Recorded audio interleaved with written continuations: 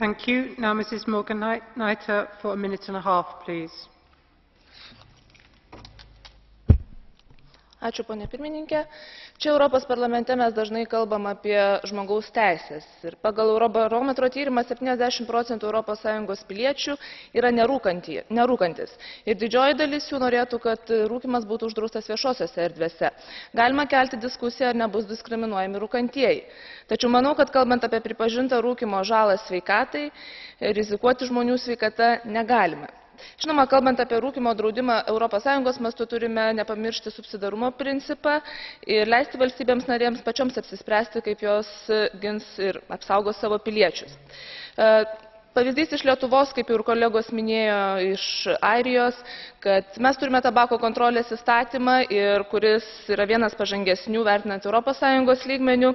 Žinoma, yra dar ko siekti ir Lietuvoje vartoti tabaką draudžiama švietimo įstaigose, darbo vietose uždarose patalpose, visose maitinimo įstaigose, viešajame transporte. Tabako kontrolės įstatymas Lietuvoje buvo priimtas gana palankiai ir iš tikrųjų netgi patys rūkantieji pripažįsta, kad dabar jie rūko mažiau arba išvis kai kurie yra metę rūkyti. Žinoma, Lietuva, kaip ir kitos Europos Sąjungos valstybės, turi kur kas daugiau dėmesio skirti nepilnamečių rūkymo problemai.